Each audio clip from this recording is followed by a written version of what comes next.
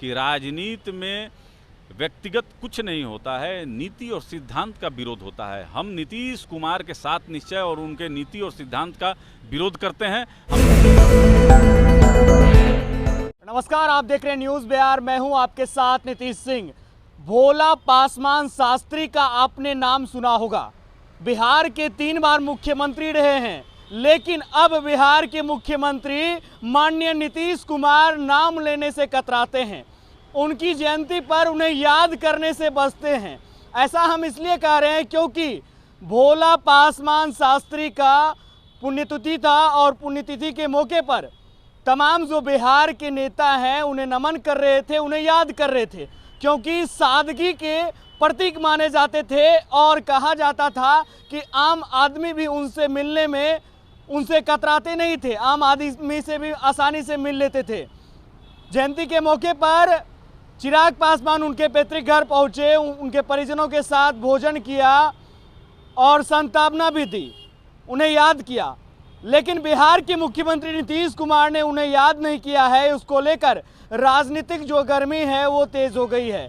इस बीच लोजपा के प्रवक्ता हैं चंदन सिंह, अभी हम उनसे बात करेंगे कि ऐसा क्या हो गया है राजनीति में कि अब 3 बार के मुख्यमंत्री रहे भोला पासवान शास्त्री को मुख्यमंत्री भूल जाते हैं। देखिए, माननीय मुख्यमंत्री जी जिस चश्मे से देखते हैं उसमें कोई दलित नज़र नहीं आता है, ना दलित के नेता नज़र आते हैं। आपने देखा होगा कि कुछ दिन पूर्व लोक जनशक्ति पार्टी के संस्थापक स्वर्गीय रामविलास पासवान जी की बरखी थी। माननीय मुख्यमंत्री जी ने मिलने तक का समय नहीं दिया कि उनको आमंत्रण हम दे सकें और ना आने की जहमत उठाई। अब सामने आपके है, 3 बार के मुख्यमंत्री रहे हैं, राज्यसभा में गए हैं, केंद्र में मंत्री रहे हैं, SC ST आयोग के चेयरमैन रहे हैं। इतने बड़े शख्सियत, बिहार के गौरव और बिहार के विभूतियों का इस तरीके से माननीय मुख्यमंत्री जी अपमान करेंगे, यह हम सोच भी नहीं सकते थे। देखिए, राजनीति में नीतियों का विरोध होता है, लेकिन किसी समूह या संप्रदाय को अगर आप बराबर नीचा दिखाने लगेंगे तो यह किसी भी मुखिया को शोभा नहीं देता है। और माननीय मुख्यमंत्री जी को भी ऐसा नहीं करना चाहिए था। 2 मिनट का समय निकालकर स्वर्गीय भोला पासवान शास्त्री जी को अगर पुष्प अर्पित कर देते तो कहीं ना कहीं बिहार के जो नौजवान हैं उनको भी अपने आइकन और आइडल बनाने में शायद बहुत आसानी हो जाती। तो माननीय मुख्यमंत्री जी युवाओं को क्या संदेश दे रहे हैं, यह माननीय मुख्यमंत्री जी बताएंगे। चंदन जी, क्या भोला पासवान शास्त्री साथी जो रामविलास पासवान है, लोजपा के कद्दावर नेता संस्थापक रहे, उनके पुण्यतिथि पर नहीं पहुंचे, उन्हें नमन नहीं किया, क्या दलितों और पिछड़ों का ये अपमान है? देखिए, बिल्कुल बिल्कुल। हमारे स्वर्गीय संस्थापक जब जीवित थे तो पूर्णिया में बेरगाछी उनका जो गांव है बराबर जाया करते थे और यथासंभव जो मदद हो सकता था वो करते थे। आज वह नहीं है, लेकिन उनके अंश और हमारे नेता आदरणीय चिराग पासवान जी उस जिम्मेवारी को निभा रहे हैं। उनके परिवार के साथ रात गुजारी, खाना खाया और गांव के तमाम जो समस्याएं थी उनको सुना। तो देखिए, एक नेता की और एक पार्टी की एक अपना दायरा है, मदद करने की सीमा है, लेकिन सरकार की सीमा असीमित होती है। सरकार चाहे तो हर काम कर सकती है। कहीं ना कहीं हमारा शुरू से यह मांग था कि उनके परिवार के एक व्यक्ति को सरकारी नौकरी दिया जाए जिससे उनकी आर्थिक स्थिति को सुधारा जा सके। लेकिन माननीय मुख्यमंत्री जी जो 2 शब्द नहीं बोल पाए स्वर्गीय भोला पासवान शास्त्री जी के लिए और पुष्प अर्पित नहीं कर पाए, उनसे हम और आगे क्या उम्मीद करें। लेकिन यह एक गलत, लेकिन देखिए माननीय मुख्यमंत्री जी यह एक गलत परंपरा की शुरुआत कर रहे हैं।